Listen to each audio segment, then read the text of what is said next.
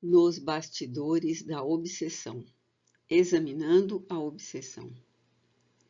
Entre os que são tidos por loucos, muitos há que apenas são subjugados. Eles precisariam de um tratamento moral, enquanto que com os tratamentos corporais os tornam verdadeiros loucos. Quando os médicos conhecerem bem o espiritismo, saberão fazer uma distinção e curarão mais doentes do que com as duchas.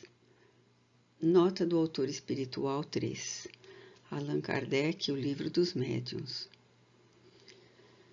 Ao tempo da publicação de O Livro dos Médiuns, 1861, as duchas eram tidas como um dos mais eficientes tratamentos para as enfermidades mentais. Daí a referência feita por Allan Kardec. Com muito acerto, asseverou o codificador que o conhecimento do espiritismo, longe de facilitar o predomínio dos maus espíritos, há de ter como resultado, em tempo mais ou menos próximo, e quando se achar propagado, destruir esse predomínio, dando a cada um os meios de se pôr em guarda contra sugestões deles. Nota 4. Allan Kardec, O Livro dos Médiuns, capítulo 23, item 244. E o iluminado mestre, não poucas vezes, embora profundo conhecedor do magnetismo, convocado a atender obsediados de variado jaez, utilizou-se dos eficientes métodos da doutrina espírita para libertá-los com segurança, através da moralização do espírito perturbador e do sensitivo perturbado. Obsessão, segundo Allan Kardec, é o domínio que alguns espíritos logram adquirir sobre certas pessoas. Nunca é praticada senão pelos espíritos inferiores que procuram dominar. Os bons espíritos nenhum constrangimento infligem. Aconselham, combatem a influência dos maus e, se não os ouvem, retiram-se. Os maus, ao contrário, se agarram àqueles de quem podem fazer suas presas. Se chegam a dominar algum, identificam-se com o espírito deste e o conduzem como se fora a verdadeira criança. Ainda é o egrégio intérprete dos espíritos da luz que comenta. As causas da obsessão variam de acordo com o caráter do espírito. É às vezes uma vingança que se toma de um indivíduo de quem guarda queixas da sua vida presente ou do tempo de outra existência. Muitas vezes também não há mais do que desejo de fazer mal. O espírito, como sofre, entende de fazer que os outros sofram. Encontra uma espécie de gozo em os atormentar, em os vexar, e a impaciência que por isso a vítima demonstra, mas o exacerba, porque esse é o objetivo que colima, ao passo que a paciência o leva a cansar-se. Nota 6. Allan Kardec, O Livro dos Médiuns, capítulo 23. E prossegue. Há espíritos obsessores sem maldade, que alguma coisa mesmo denotam de bom, mas dominados pelo orgulho do falso saber. Obsediados, sempre os houve em todas as épocas da humanidade. Repontando o vigoroso fenômeno mediúnico em todos os povos e em todos os tempos, oferecendo roteiros iluminativos para muitas civilizações, foi também veículo de pungentes dramas de vultos que se celebrizaram na história. Nabucodonosor II, o grande rei da Caldeia, perturbado por espíritos vingadores, experimentou tormentos inomináveis, obsediado, descendo à misérrima condição de animal. Tibério, de mente dirigida por espíritos impiedosos, atingiu alto índice de crueldade pela desconfiança exacerbada insuflada pelos adversários desencarnados. Domício Nero, tristemente celebrizado após uma existência de loucuras, avassalado por cruéis inimigos do além-túmulo, não poucas vezes, em desdobramentos espirituais, reencontrou a mãe Agripina e a esposa Otávia, que foram assassinadas por sua ordem, pressagiando-lhe o termo doloroso. É, no entanto, na epopeia sublime do Evangelho, que desfilam ao lado de Jesus em larga escala os atormentados por espíritos infelizes, que encontram nele o médico divino, que lhe lucila o íntimo e os liberta do sofrimento. Os discípulos do Rabi Galileu, vezes sem conta, aplicaram o passe curativo nos inúmeros obsediados que os buscavam, prosseguindo o ministério apostólico entre os atormentados da terra e os perturbados do mundo espiritual, como fizeram o Mestre. E depois deles, os registros históricos apresentam loucos de nomenclatura variada, às voltas com entidades atormentadoras, sofrendo na fogueira e no exílio, no poço das serpentes e nos manicômios sombrios, o resultado da convivência psíquica com que os atravessaram o portal da imortalidade e se demoram nas viciações e nos sentimentos em que se compraziam. Asseverou Allan Kardec. Não foram os médiuns nem os espíritas que criaram os espíritos. Ao contrário, foram os espíritos que fizeram haja espíritas e médiuns. Não sendo os espíritos mais do que as almas dos homens, é claro que há espíritos desde quando há homens. Por conseguinte, desde todos os tempos, eles exerceram influências salutar ou perniciosa sobre a humanidade. A faculdade mediúnica não lhes é mais que um meio de se manifestarem. Em falta dessa faculdade, fazem-no por 1000 outras maneiras, mais ou menos ocultas. Nota 8. Allan Kardec, o Livro dos Médiuns, capítulo 23, item 244. Os meios de se combater a obsessão, esclarece o eminente ceareiro, variam de acordo com o caráter que ela reveste. E elucida. As imperfeições morais do obsediado constituem frequentemente um obstáculo à sua libertação. A obsessão, todavia, ainda hoje, é um terrível escolho à paz e à serenidade das criaturas. Com origem nos refolhos do espírito encarnado, obsessões há em escala infinita e, consequentemente, obsediados existem em infinita variedade, sendo a etiopatogenia de tais desequilíbrios genericamente denominada distúrbios mentais, mais amplas do que a clássica apresentada, merecendo destaque aquela denominação causa kármica. Jornaleiro da eternidade, o espírito conduz os germens kármicos que facultam o convívio com os desafetos do pretérito, ensejando a comunhão nefasta. Todavia, não apenas o ódio, como se poderia pensar, é o fator causal das obsessões, e nem somente na terra se manifestam os tormentos obsessivos. Além da sepultura, nas regiões pungentes e aflitivas de reajustamentos imperiosos e despertamentos inadiáveis das consciências, defrontam-se muitos verdugos e vítimas, começando ou dando prosseguimento aos nefandos banquetes de subjugação psíquica, em luta intérmina de extermínio impossível. Obsessores, milenarmente vinculados ao crime, em estruturas de desespero invulgar, em que se demoram voluntariamente envergando indumentárias de perseguidores de outros obsessores menos poderosos mentalmente, que, perseguindo, São também escravos daqueles que se nutrem às suas expensas, emanados por forças vigorosas e cruéis.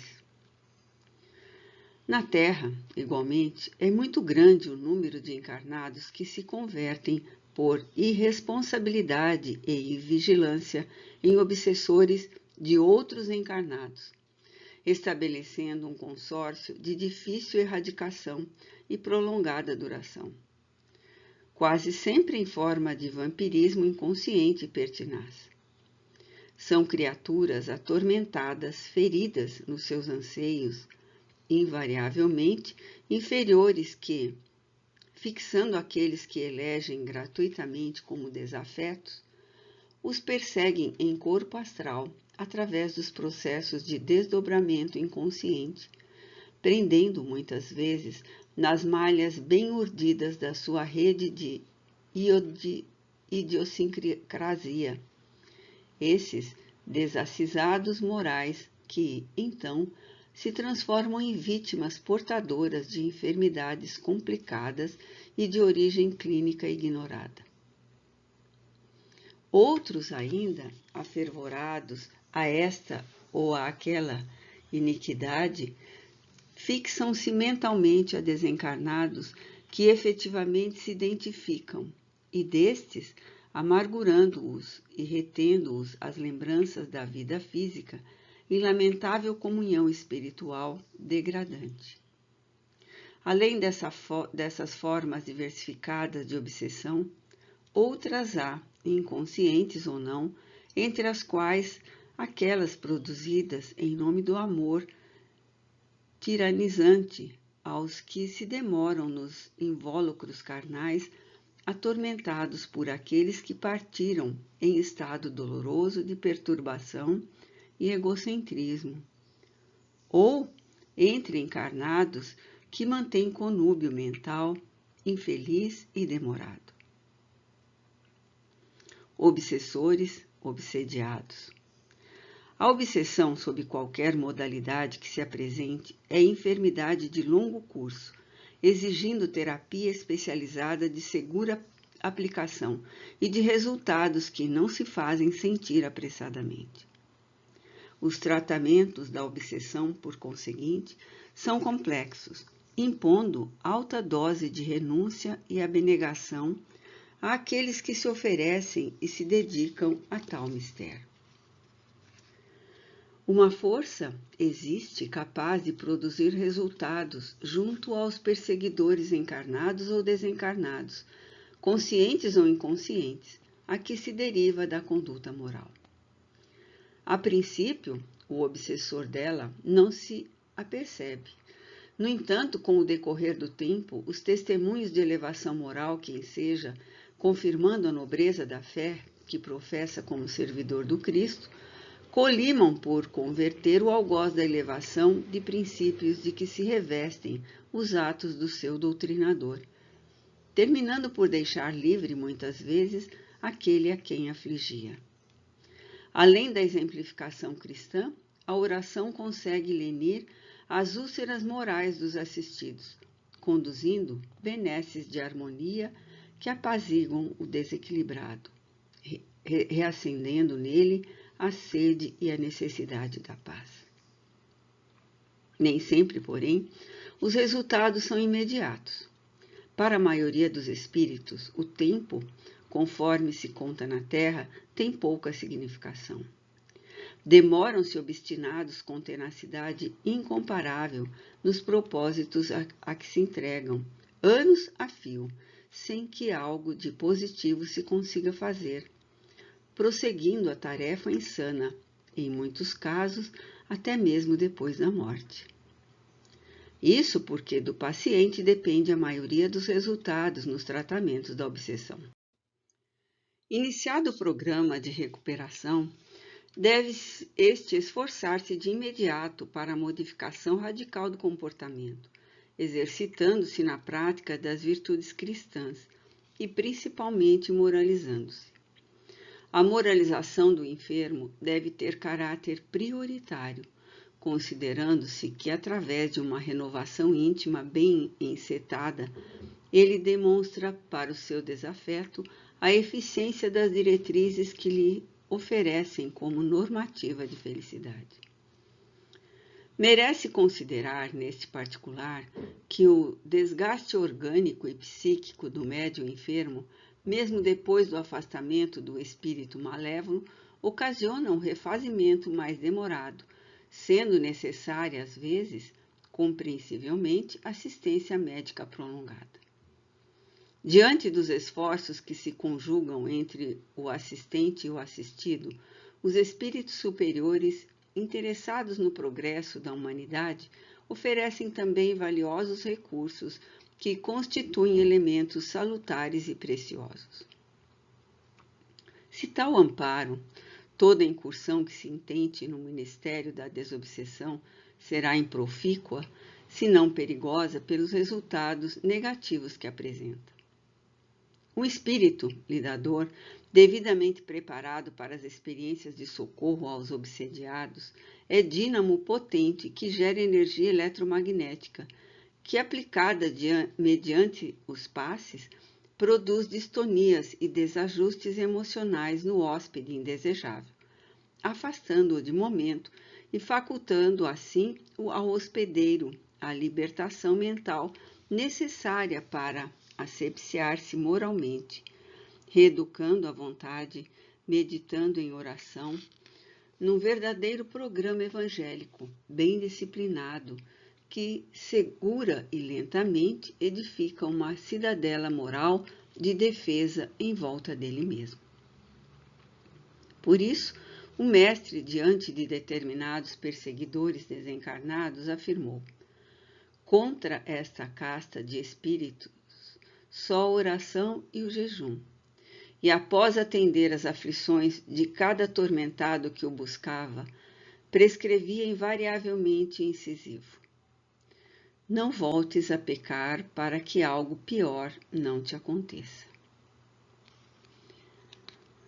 Quando você escutar nos recessos da mente uma ideia torturante que teima por se fixar, interrompendo o curso dos pensamentos, quando constatar imperiosa, atuante força psíquica interferindo nos processos mentais, quando verificar a vontade sendo dominada por outra vontade que parece dominar, quando experimentar inquietação crescente na intimidade mental, sem motivos reais, quando sentir o impacto do desalinho espiritual em franco desenvolvimento, acautele-se, porque você se encontra em processo imperioso e ultriz de obsessão pertinaz. Transmissão mental de cérebro a cérebro. A obsessão é síndrome alarmante, que denuncia enfermidade grave de erradicação difícil. A princípio, se manifesta como inspiração sutil, depois intempestivamente, para com o tempo fazer-se interferência da mente obsessora na mente encarnada, com vigor que alcança o clímax na possessão lamentável. Ideia negativa que se fixa, campo mental que se enfraquece, dando ensejo a ideias negativas que virão. Da mesma forma que as enfermidades orgânicas se manifestam onde há carência, o campo obsessivo se desloca da mente para o despertamento somático, onde as imperfeições morais do pretérito deixaram marcas profundas no perispírito. Tabagismo. O fumo, pelos danos que ocasiona ao organismo, é por isso mesmo perigoso para o corpo e para a mente. Hábito vicioso facilita a interferência de mentes desencarnadas também viciadas, que se ligam em intercâmbio obsessivo simples a caminho de dolorosas desarmonias. A colofilia. Embora necessário para o organismo sujeito a climas frios, o álcool, em dosagens mínimas, acelera a digestão, facilitando a diurese. Nota explicativa 11. Nota do autor espiritual. Alguns médicos falam sobre a desnecessidade do uso de alcoólicos, mesmo nos climas frios. No entanto, pelas consequências sociomorais que acarreta, quando se perverte em viciação criminosa, simples em começo e depois aberrante, é veículo de obsessores cruéis, ensejando a alcoólatras, desencarnados, vampirismo impiedoso, como consequentes lesões do aparelho fisiopsíquico. Sexualidade.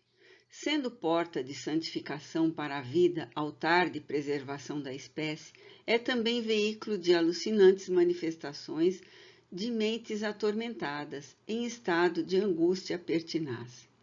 Através dele, sintonizam consciências desencarnadas em indescritível aflição, mergulhando em hospedagem violenta nas mentes encarnadas, para se demorarem em absorção destruidoras do plasma nervoso, gerando obsessões degradantes. Estupefacientes. À frente da ação deprimente de certas drogas que atuam nos centros nervosos, desbordam-se os registros da subconsciência, e impressões do pretérito ressurgem, misturadas às frustrações do presente, já em depósito, realizando conúbio desequilibrante, através do qual, desencarnados em desespero emocional, se lucupletam, ligando-se aos atormentados da terra, conjugando a loucura deles em possessão selvagem. Alienação mental. Sendo todo alienado, conforme o próprio verbete denuncia um ausente, a alienação mental começa muitas vezes quando o espírito retoma o corpo pela reencarnação em forma de limitação punitiva ou de corrigenda, ligado a credores d'antanho em marcha inexorável para o aniquilamento da razão, quando não se afirma nas linhas do equilíbrio moral. Glutoneria, maledicência, ira, ciúme, inveja, soberba, avareza, medo, egoísmo, são estradas de acesso para as mentes desatreladas do carro somático, em tormentosa e vigilante busca na erraticidade, sedentas de comensais com os quais, em conexão segura, continuam o enganoso banquete do prazer fugido. Por essa razão, a doutrina espírita, em convocando o homem ao amor e ao estudo, prescreve como norma de conduta o evangelho vivo e atuante, nobre tratado de higiene mental, através de cujas lições aure o espírito, vitalidade e renovação, firmeza e dignidade, ensinando a oração que enseja comunhão com Deus, prescrevendo jejum ao crime e continência em relação ao erro, num vade-mecum salvador para uma existência sadia na Terra, com as vistas voltadas para uma vida espiritual perfeita. O problema da obsessão, sob qualquer aspecto considerado, é também problema do próprio obsediado. Atormentada por evocações fixadas nas telas sensíveis do pretérito, a mente encarnada se encontra ligada à desencarnada, sofrendo, a princípio, sutis desequilíbrios que depois se assenhoreiam da organização cerebral, gerando deplorável estágio de vampirização, no qual vítima e verdugo se completam em conjugação dolorosa e prolongada.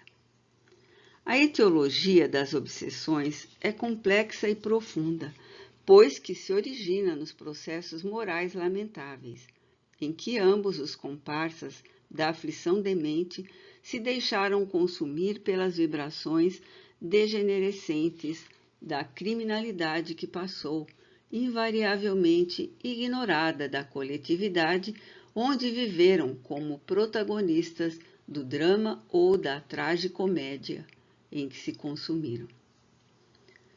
Reencontrando-se, porém, sob o impositivo da lei inexorável da justiça divina, que estabelece esteja o verdugo jugulado à vítima, pouco importando o tempo e a indumentária que os distancia ou caracteriza. Tem início o comércio mental, às vezes aos primeiros dias da concepção fetal, para crescer em comunhão acérrima no dia a dia da caminhada carnal, quando não precede a própria concepção.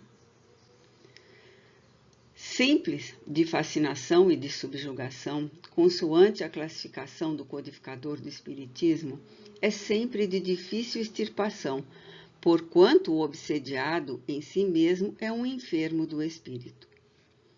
Vivendo a inquietação íntima que, lenta e seguramente, o desarvora, procede de início na vida em comum, como se encontrasse equilibrado para, nos instantes de soledade, deixar-se arrastar a estados anômalos sob as fortes tenazes do perseguidor desencarnado. Ouvindo a mensagem em caráter telepático, transmitida pela mente livre, começa por aceder ao apelo que lhe chega, transformando-se, por fim, em diálogos, nos quais se deixa vencer pela pertinácia do tenaz vingador. Justapondo-se sutilmente, cérebro a cérebro, mente a mente, vontade dominante sobre vontade que se deixa dominar, órgão a órgão, através do perispírito pelo qual se identifica com o encarnado, a cada sessão feita pelo hospedeiro, mais coercitiva se faz a presença do hóspede, que se transforma em parasita insidioso, estabelecendo depois, e muitas vezes em definitivo, enquanto na luta carnal, a simbiose esdrúxula, em que o poder da fixação da vontade dominadora consegue extinguir a lucidez do dominado, que se deixa apagar. Em toda obsessão, mesmo nos casos mais simples, o encarnado conduz em si mesmo os fatores predisponentes e preponderantes, os débitos morais a resgatar, que facultam a alienação. Descuidado quase sempre dos valores morais e espirituais, defesas respeitáveis que constroem na alma um baluarte de difícil transposição, o candidato ao processo obsessivo é irritável, quando não, nostálgico, ensejando pelo caráter impressionável o intercâmbio que também pode começar nos instantes de parcial despreendimento pelo sono, quando então, encontrando o desafeto ou a sua vítima d'antanho, sente o espicaçar do remorso ou remorder da cólera, abrindo as comportas do pensamento aos comunicados, que logo advirão, sem que se possa prever quando terminará a obsessão, que pode alongar-se até mesmo depois da morte. Estabelecido o contato mental em que o encarnado registra a interferência do pensamento invasor, soa o sinal alarmante da obsessão em pleno desenvolvimento. Nesse particular, o Espiritismo, e somente ele, por tratar do estudo da natureza dos espíritos, possui os anticorpos e sucedâneos eficazes para operar a libertação do enfermo. Libertação que, no entanto, muito depende do próprio paciente, como em todos os processos patológicos atendidos pelas diversas terapêuticas médicas. Sendo o obsediado um calceta, um devedor, é imprescindível que se disponha ao labor operoso pelo resgate perante a consciência universal, agindo de modo positivo para atender às sagradas imposições da harmonia estabelecida pelo excelso legislador. Muito embora os desejos de refazimento moral por parte do paciente espiritual, é imperioso que a renovação íntima, com um sincero devotamento ao bem, lhe confira os títulos do amor e do trabalho, de forma a atestar a sua real modificação em relação à conduta passada, ensejando ao acompanhante desencarnado igualmente a própria iluminação. Nesse sentido, a interferência do auxílio fraterno por outros corações afervorados à prática da caridade é muito valiosa, favorecendo ao desencarnado a oportunidade de adquirir conhecimentos através da psicofonia atormentada, na qual pode aurir força e alento novo para aprender, meditar, perdoar, esquecer. No entanto, tal empreendimento, nos moldes em que se fazem necessários, não é fácil. Somente poucos núcleos dentre os que se dedicam a tal mistério, o da desobsessão, se encontram aparelhados, tendo-se em vista a tarefa que lhes cabe nos seus quadros complexos. Na obsessão, a cirurgia espiritual se faz necessária, se não imprescindível, muitas vezes, para que os resultados a colimar sejam conseguidos. Além desses, trabalhos especiais requisitam a abnegação e sacrifício dos cooperadores encarnados, com natural doação em larga escala de esforço moral valioso para a manipulação das condições mínimas psicoterápicas no recinto do socorro, em favor dos desvairados a atender. Nesse particular, a prece, igualmente, conforme preconiza Allan Kardec, é o mais poderoso meio de que se dispõe para demover de seus propósitos maléficos o obsessor. Por isso, em qualquer operação socorrista a que você seja chamado, observe a disposição moral do seu próprio espírito e ore, alçando-se a Jesus, a ele pedindo torná-lo alvo dos espíritos puros, por meio dos quais, e somente assim, você poderá oferecer algo em favor de uns e outros, obsessores e obsediados. Examine desse modo e sonde o mundo íntimo constantemente para que se não surpreenda de um momento para o outro com a mente em desalinho, atendendo aos apelos dos desencarnados que o seguem desde ontem, perturbados e infelizes, procurando enlouquecidos com as próprias mãos fazer justiça, transformados em verdugo de sua serenidade.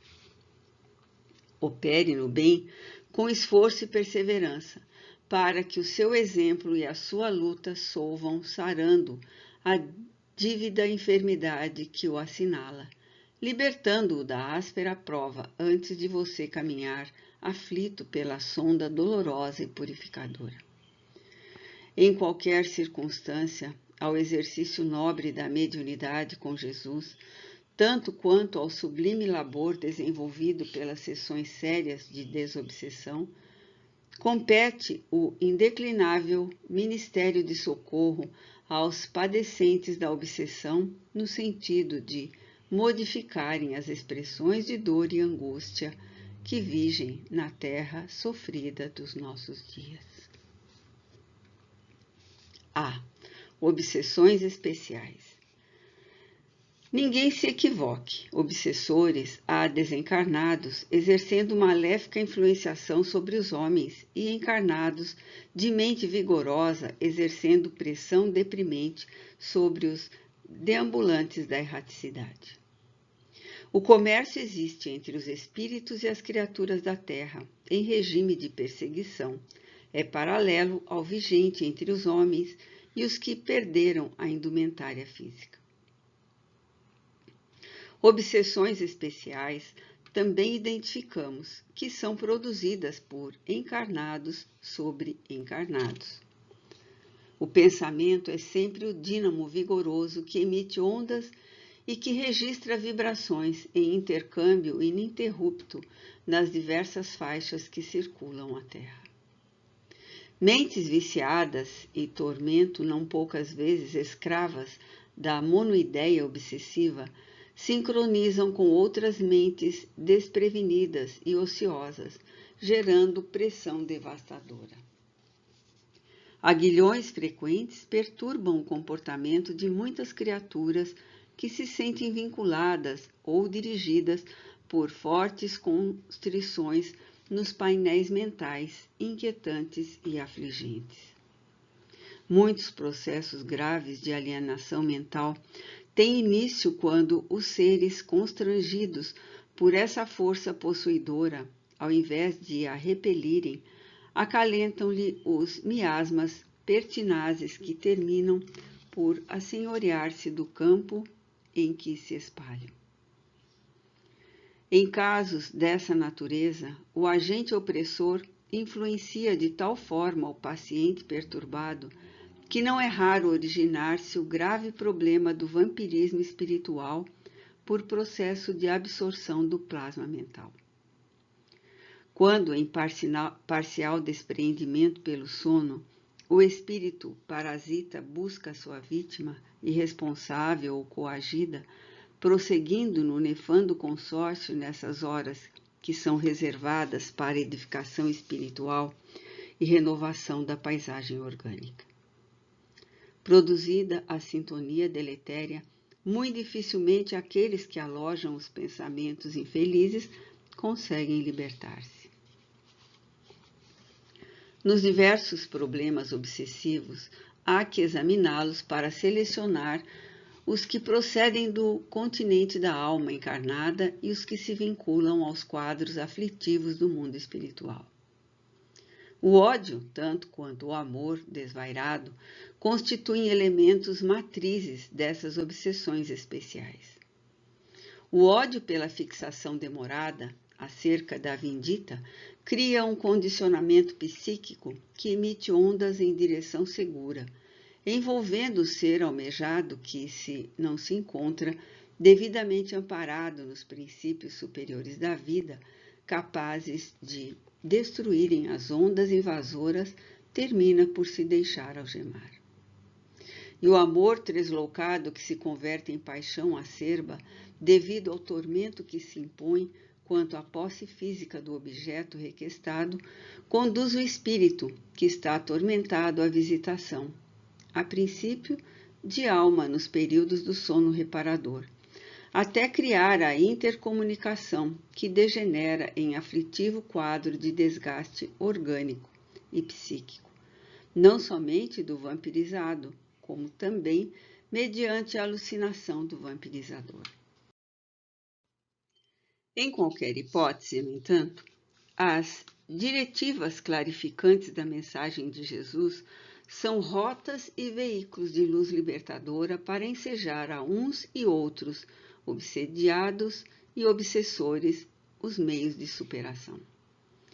Nesse sentido, a exortação de Allan Kardec em torno do trabalho é de uma eficácia incomum, porque o trabalho edificante é mecanismo de oração transcendental e a mente que trabalha situa-se na defensiva. A solidariedade é como uma usina que produz a força positiva do amor, e como o amor é a causa motriz do universo, aquele que se afervora à mecânica da solidariedade sintoniza com os instrutores da ordem que dirigem o orbe.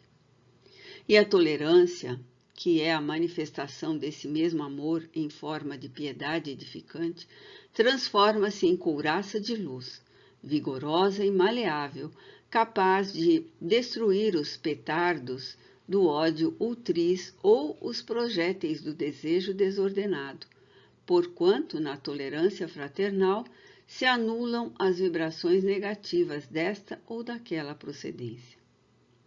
Assim sendo, a tríade recomendada pelo egrégio codificador reflete a ação, a oração e a vigilância preconizadas por Jesus, processos edificantes de saúde espiritual e ponte que alça o viandante sofredor da terra ao planalto redentor das esferas espirituais, livre de toda constrição e angústia.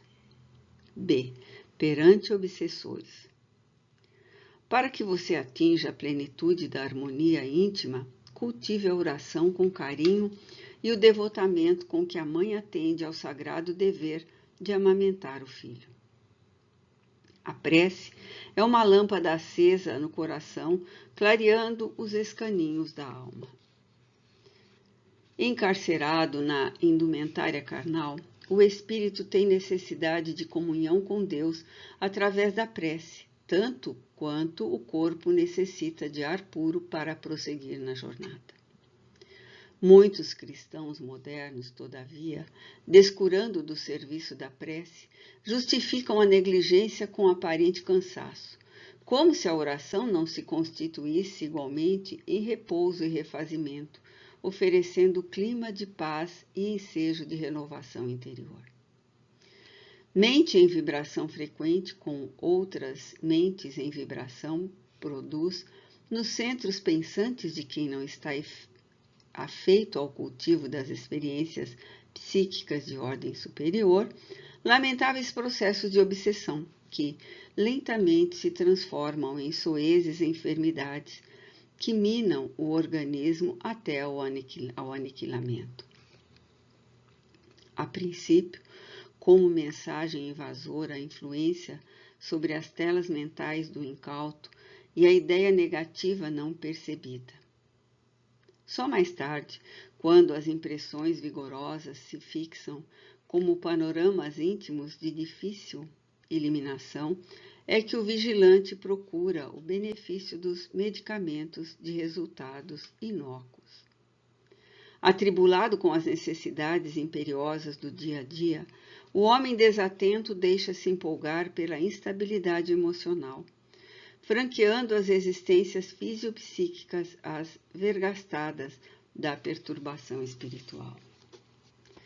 Vivemos cercados na Terra daqueles que nos precederam na grande jornada da desencarnação. Em razão disso, somos o que pensamos, permutando vibrações que se harmonizam com outras vibrações afins. Como é natural, graças às injunções do renascimento, o homem é impelido à depressão ou ao exaltamento, vinculando-se aos pensamentos vulgares compatíveis às circunstâncias do meio, situação e progresso. Assim, faz-se imprescindível o exercício da prece mental e habitual para fortalecer as fulgurações psíquicas que visitam o cérebro, constituindo a vida normal propícia à propagação do pensamento excelso. Enquanto o homem se descuida da preservação do patrimônio divino em si mesmo, verdugos da paz acercam-se da residência carnal, ameaçando-lhe a felicidade. Endividado para com eles, faz-se mister ajudá-los com os recursos valiosos da virtude, palmilhando as sendas honradas, mesmo que urzes e cardos espalhados lhe sangrem os pés. Todos renascemos para libertar-nos do pretérito culposo em cujos empreendimentos fracassamos. E como a dívida se nutre do devedor, enquanto não nos liberamos do compromisso, ficamos detidos na retaguarda. É por esse motivo que o apóstolo dos gentios nos adverte quanto à nuvem que nos acompanha, revelando-nos a continuada companhia dos desafetos desencarnados. Exercite-se, assim, no ministério da oração, meditando quanto às inadiáveis necessidades de libertação e progresso. Cultive a bondade, desdobrando os braços da indulgência, de modo a alcançar os que seguem desatentos e infelizes, espalhando desconforto e disseminando a loucura. Renove as disposições íntimas e, quando aquinhoado com os ensejos de falar com esses seres de mente em desalinho, perturbados no mundo espiritual, unja-se de amor e compreenda-os, ajudando quanto lhe seja possível com a humildade e a renúncia. E recorde que o Mestre, antes de visitado pelos verdugos espirituais das zonas trevosas, recolhia-se à oração, recebendo-os com caridade fraternal, como Rei de todos os espíritos e Senhor do mundo. Você não ficará indene à agressão deles.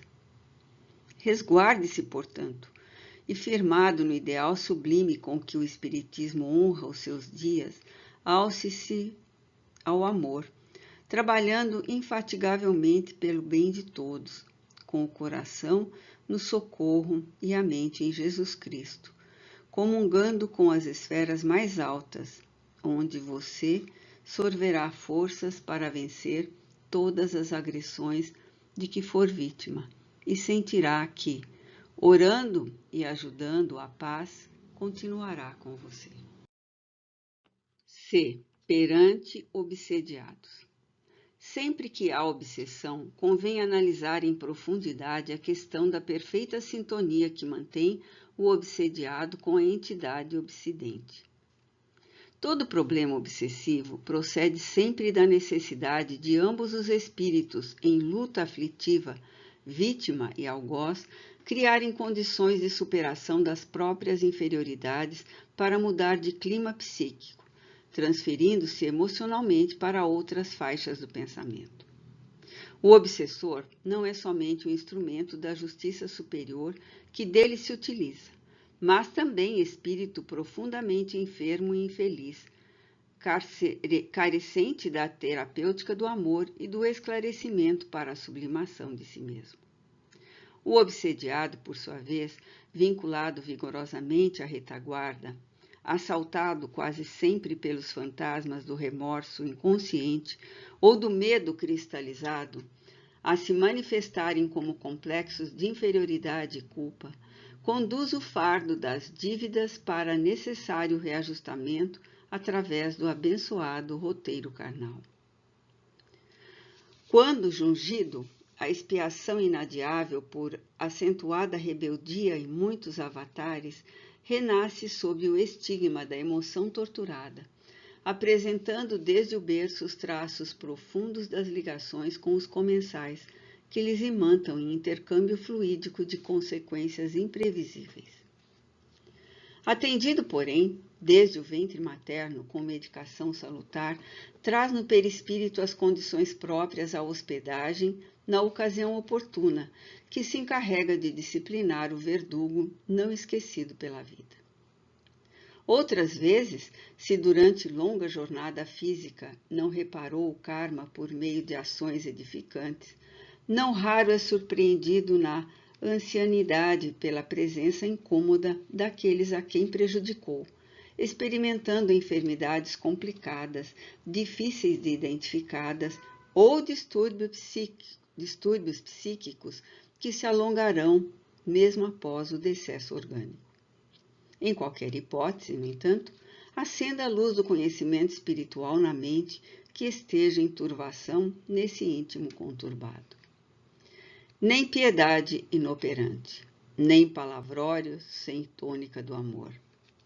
A terapia espírita, em casos que tais, é a do convite ao enfermo para a responsabilidade, conclamando-o a uma autoanálise honesta, de modo a que ele possa romper em definitivo com as imperfeições, reformulando propósitos de saúde moral e mergulhando nos rios claros da meditação para prosseguir revigorado, senda afora.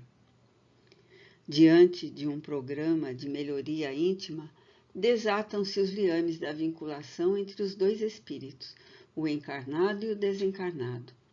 E o perturbador, percebendo tão sincero esforço, se toca, deixando-se permear pelas vibrações emanadas da sua vítima, agora pensando em nova esfera mental. Só excepcionalmente não se sensibilizam os sicários da mente melhorada. Nesse caso, a palavra esclarecedora do evangelizador nos serviços especializados da desobsessão, os círculos de prece, os agrupamentos da caridade fraternal, sob carinhosa e sábia administração de instrutores abnegados, se encarregam de consolidar ou libertar em definitivo os que antes se batiam nas liças do duelo psíquico ou físico, quando a constrição obsedante é dirigida à organização somática. Quando se observam os sinais externos dessa anomalia, já se encontra instalada a afecção dolorosa.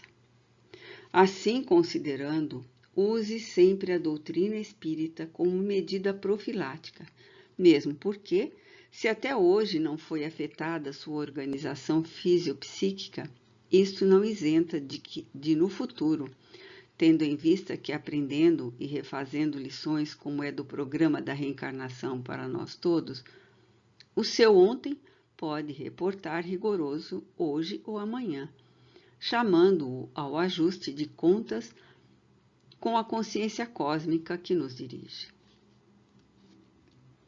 Perante obsediados, aplique a paciência e a compreensão, a caridade da boa palavra e do passe, o gesto de simpatia e cordialidade.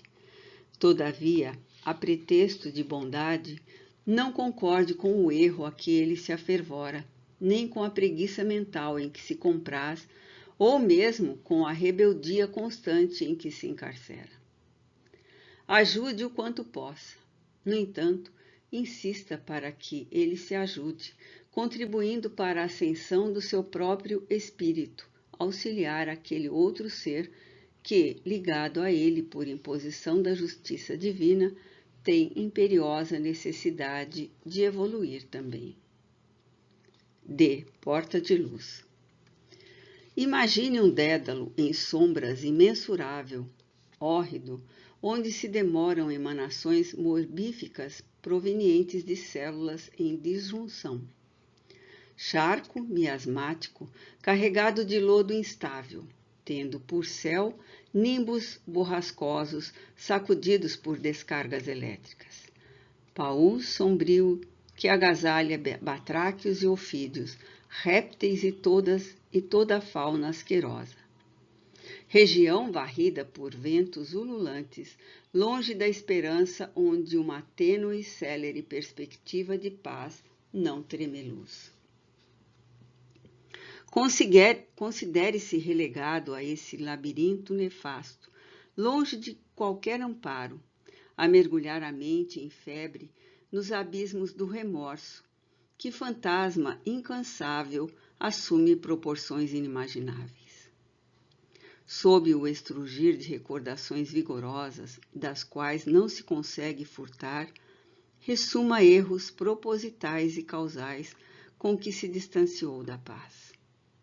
Malgrado necessite de esperança ou refazimento, silêncio para meditar ou uma aragem fresca para renovação, escuta inerme outros companheiros de desdita em imprecações e lamentos, dominados pela própria sandice, onde a razão se faz sicário impiedoso, sem entranhas e se encarrega, ela mesma, de justiçar com azorragues e em forma de cilícios que lhe são involuntários, sem equilíbrio para uma evocação suave, um painel de ternura, amor ou prece.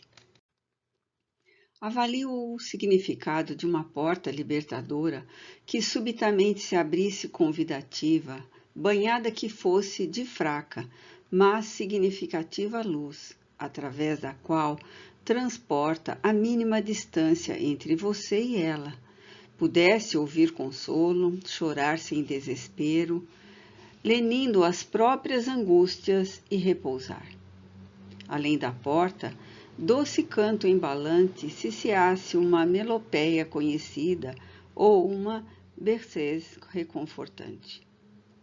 Após vencida a entrada, revisse paisagem esquecida e agradável, e dilatados os ouvidos, escutasse a pronúncia de um terno nome em relação a você, irmão, depois do que roteiro e medicamento chegassem salvadores, inaugurando experiência feliz, transpassada à expiação inominável. Você bendiria certamente 1000 vezes esse portal de acesso. Tal região, não muito longe de nós, entre os desencarnados e os encarnados, são os vales purgatoriais para os que transpõem o umbral da morte narcotizados pela insânia e pelo crime. Tal porta fascinante é a mediunidade socorrista de que você se encontra investido na tessitura física, ao alcance de um pouco de disciplina e abnegação. Examinando quanto você gostaria de receber auxílio se ali estivesse, pense nos que lá estão e não demore mais em discussões inócuas ou em desculpismos injustificáveis. Corra ao socorro deles, aos nossos companheiros na dor, iludidos em si mesmos, e abra-lhes a porta da luz da oportunidade consoladora. Mergulhe o pensamento nos exórdios do amor do Cristo e, mesmo sofrendo, atenda a estes que sofrem mais. Não lhe perguntarão quem você é, de onde vem, como se apresenta, pois não lhes importa. Antes, sim, desejarão saber o que você tem em nome de Jesus para lhes dar. Compreenderão mais tarde a excelência da sua fé, o valor do seu devotamento, a expressão da sua bondade, a extensão das suas necessidades e também estenderão braços na direção do seu espírito. Agora, necessitam de paz e libertação, e Jesus precisa de você para tal mistério. Não lhes atrase o socorro, nem demore sua doação. Possivelmente você já esteve ali antes.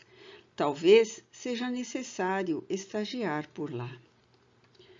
Se você conceber que o seu esforço é muito para os ajudar, mentalize Jesus, transferindo-se dos cimos da vida para demorar-se no vale de sombras por vários anos e prosseguir até agora conosco. O Espírito que lhe corrige a mediunidade em nome do Cristo, Espiritismo que o consola e esclarece, ensina-lhe que felicidade é moeda cujo sonido somente produz festa íntima quando retorna daquele a quem se oferece e vem na direção do doador.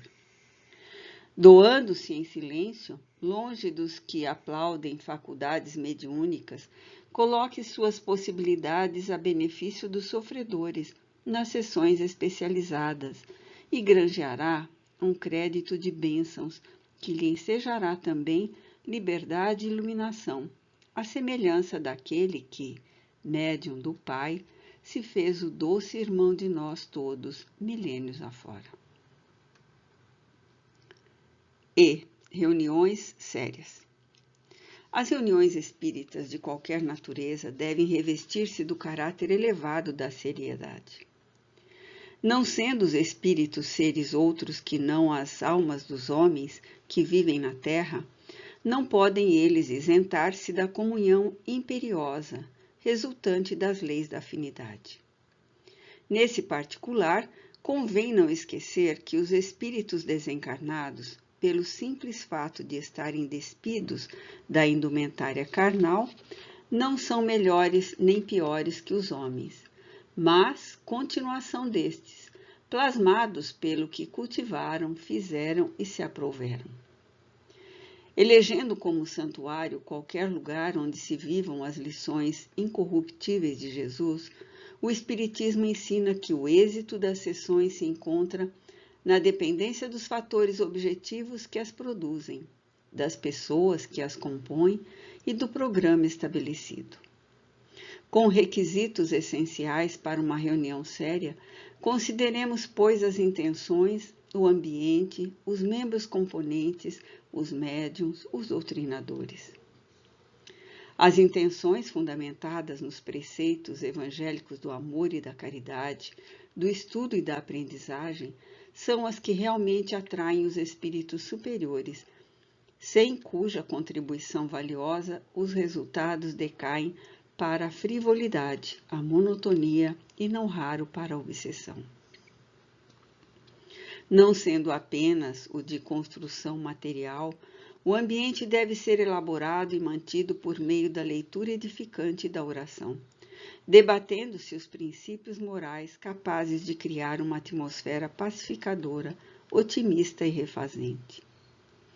Os membros componentes devem esforçar-se por manter os requisitos mínimos de conseguirem instruir-se, elevando-se moral e mental, espiritualmente, através do devotamento contínuo e incessante para a fixação da ideia espírita de elevação, que lhes deve tornar pauta de conduta diária.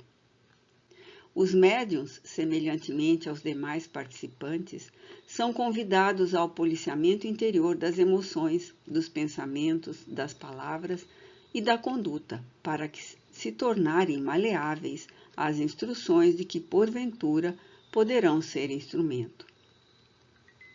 A faculdade mediúnica não os isenta das responsabilidades morais imprescindíveis à própria renovação e esclarecimento, pois que, mais facilmente, os espíritos puros se aprazem de utilizar aqueles instrumentos dóceis e esclarecidos, capazes de lhes facilitarem as tarefas a que se propõem.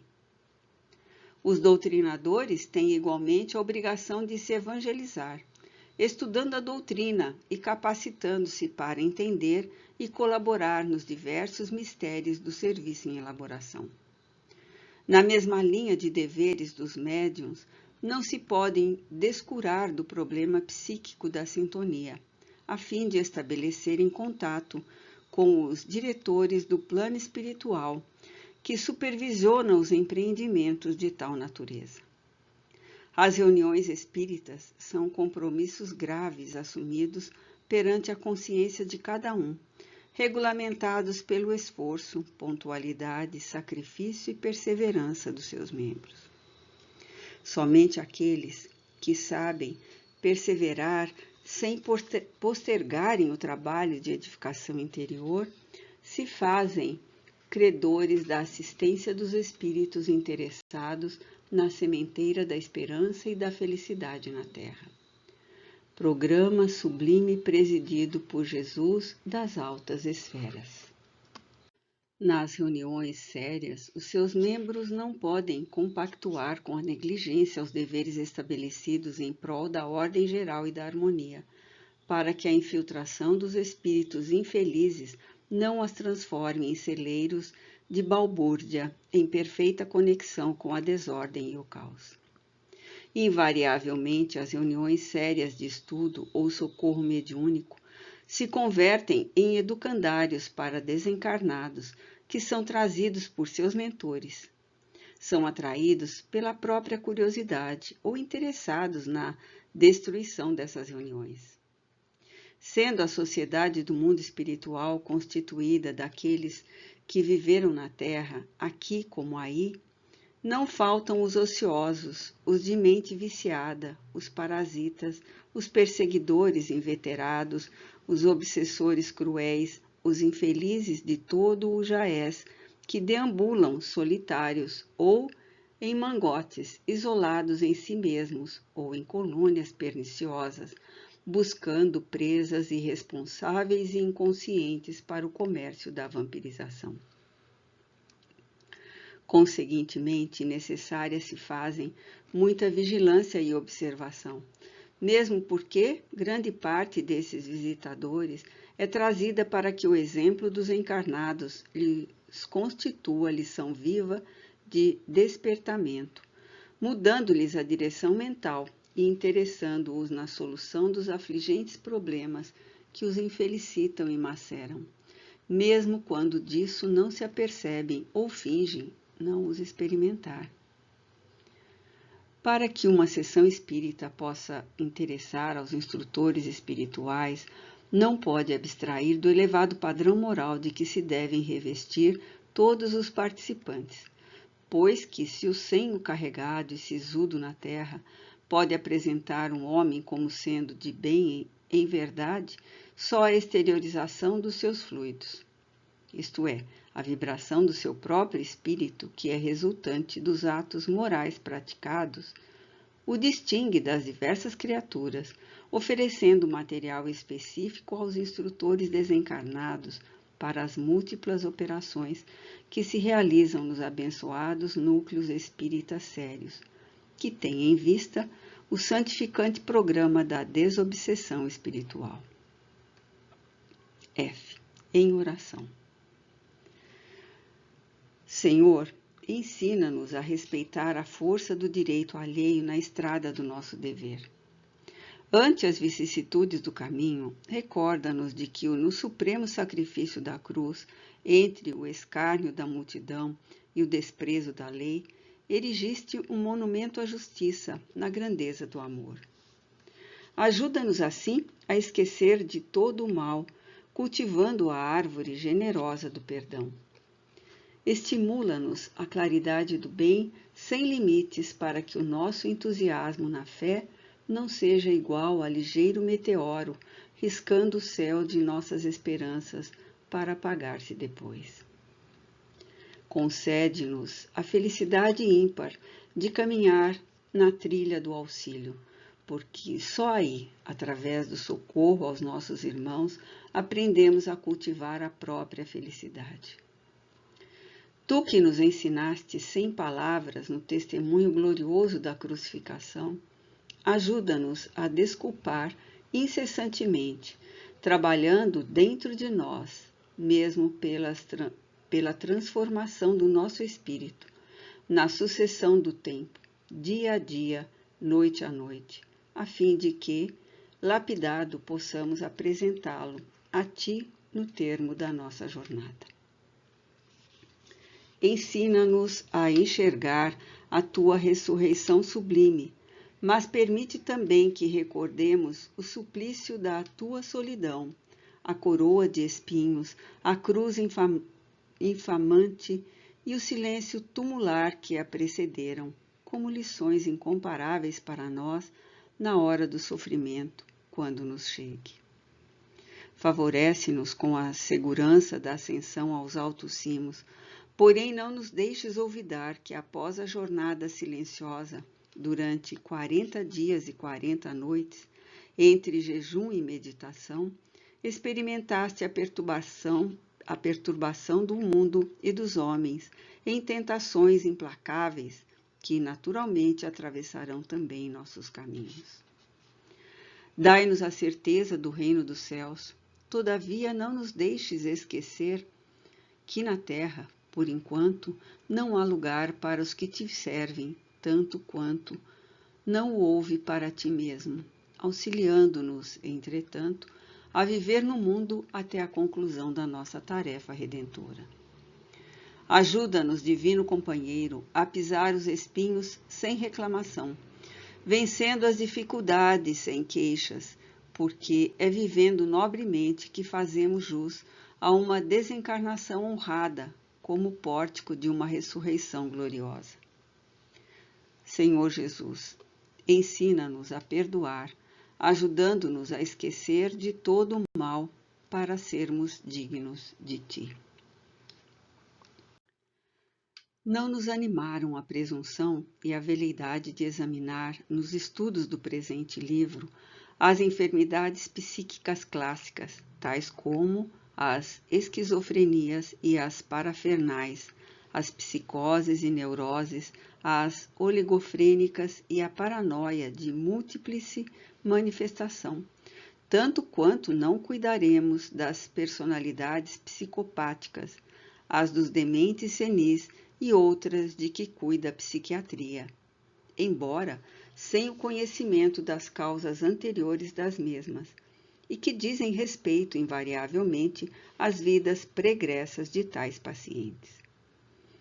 Cuidaremos de convidar os interessados nos problemas da obsessão e do Ministério da Desobsessão ao estudo paciente do Espiritismo, apresentando algumas experiências e conotações nossas ao valioso material já existente, embora ainda não suficiente para a rápida equação de tão importante questão.